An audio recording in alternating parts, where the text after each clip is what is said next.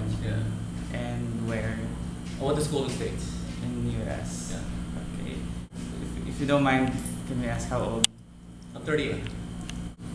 I went to school, I graduated in 95. I worked for TI for about a year. So that was very corporate, and I found out very quickly that I didn't like it. Okay. It so happens that it was like 95, 96, so it was amazing timing. There's this thing called the internet. It was just coming online, you know.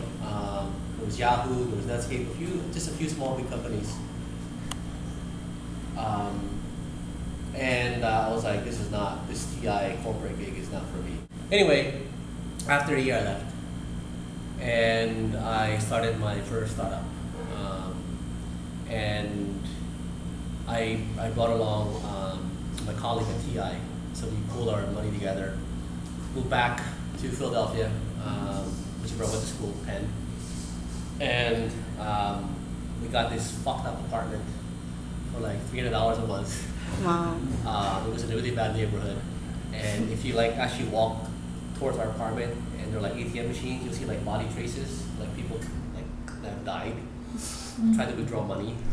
Yeah, it's a startup, and a bunch of empty bedrooms, and we had a couple of laptops as our server. It was a really small operation, and that's how we started.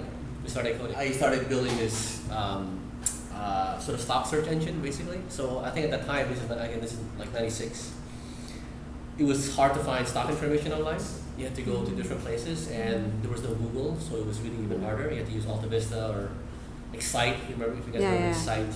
I'm not sure how old you guys are, but that was sort of the two big search engines, of the day, InfoSeek. And so it was really hard as a stock investor to look for information online. So I created this sort of search engine portal. But after 3 or 4 months, my colleague, co-founder, got sick of it. He wanted to go back and get a full-time job, so he went back and he left. So I was left hanging by myself. I was like, oh shit, I have no fucking cash. I have nothing left. I have all the student loans to pay off, so I moved back to my parents' house. Yeah, literally, I moved back to my parents' house. I moved into my old sister's room, and I got a 14-inch monitor, 56K modem, and I started coding.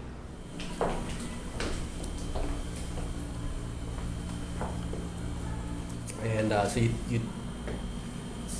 type in your symbol or for example, by name, and then you get a bunch of information. So basically, it's kind of like Google search results. You have a bunch of links. In this case, you've got all this information about the stock, news and quotes and discussions and real-time quotes and charts and whatever. So this is my first startup. This was back in 1998. There was no. I can't say there was one influence. I mean, as a kid, I started reading, Fortune magazines and shit like that. You follow Bill Gates. I was back then. I think all high tech entrepreneurs my age now used to follow those guys.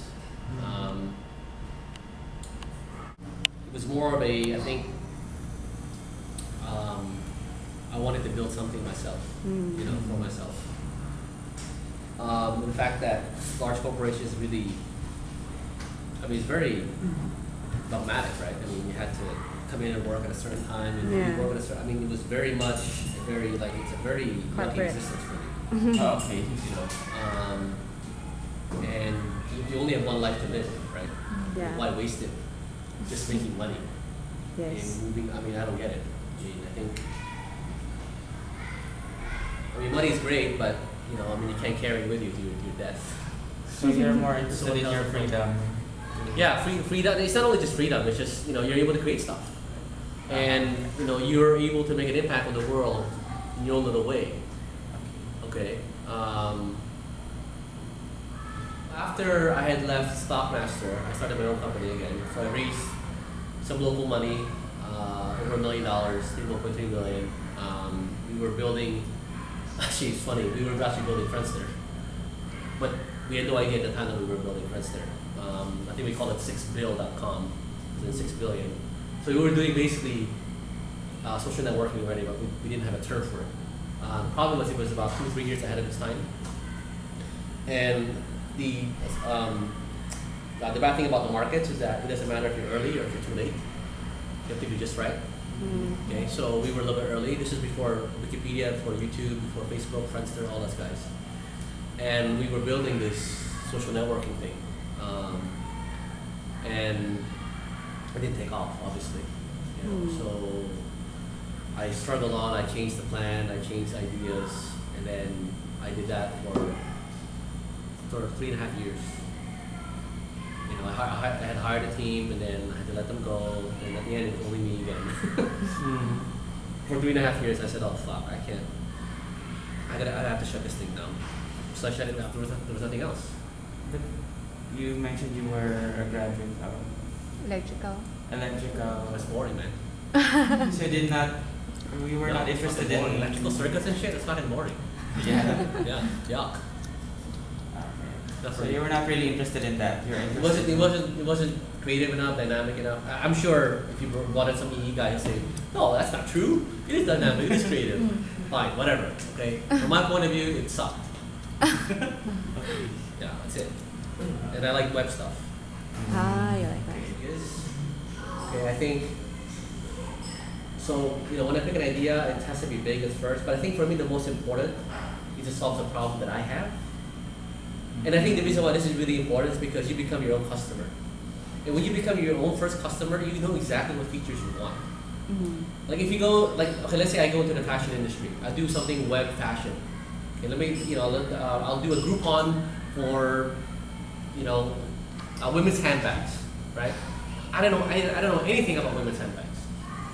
Right? Nothing. Now, it could be a good business. It could be a great idea, right? But I won't know shit from Shinola. Yeah. Okay, and if when push comes to shove, I'll probably quit if I have no more money. Yeah. Besides, if you had your own idea, because you're trying to solve it yourself, even if you have no money, you're gonna still pursue. So my first startup, Just Go, is the reason why I was so passionate about stocks. Yeah. Because I was an investor, and I wanted to use my own tools to do my research. You see, so I think it's really, really important. I know this is so cliche, but it's really important for entrepreneurs. That's really my number one advice if I were to give one. Build something for yourself. It's great to build something for others, and there are people that have done it and have been successful, but I can tell you that the chance of success is much, much lower than if you build something for yourself because you are your own customer. And I know a good idea when I feel it and I see it. You just get a sense of it. Oh shit, fuck yeah, like duh kind of moments, you know what I mean? When you have those moments, you know you're probably onto something good. And then when you try to leak it a little bit to some people, they just go all over it like, oh fuck, I love this thing. Then you know you're onto something. So that's what happened with our latest startup. Oh yeah, tons. Oh yeah. Can you tell us about that? So after Pusit.com and Friendster, on the side I was building this thing called Escuela.com. I don't know if there's any specific lesson. It's really more like you make the mistake, you look back on it once or twice, you learn your lesson, you move on. So I think I think it's really important to have a short-term memory, actually, like as an entrepreneur, because if you keep thinking about, oh my god, I just spent $1 million and I just fucking lost it. You just go crazy. You can't wake up. You can't do it. So you have to just move on. You make a mistake, you look back once, twice, you learn from it, And then move on. and you move on. You can't keep looking back. That's a good one. I have no idea. They just come to me. Like a spark or something? Yeah, they just come. But I think that's probably because I kind of keep up with a lot of things. I read a lot. I read a lot. I think that's one thing. And I think these different pieces sort of just come together. Like sometimes when you're taking a shit in the bathroom, or you're in the middle of a conversation, someone says something that sparks something, and oh, shut up for a second. Then you think about it and it comes to some other idea. But there really isn't a specific, oh, okay, this is step 1, this is step 2, step 3. I don't have anything like that. Or you just... Are you kidding? No fucking way. No, about Never. the US. Never. Never. Even the US. they move too slow. How about academic agencies? Yeah. Academic agencies? Universities. Oh God, No the fucking tires. dinosaurs. Talked to the organizer, the founder of that, then I got involved with the tech hub thingy, but Yeah. without it's all crap, man. I met the people. I think like a lot of the people have good intentions.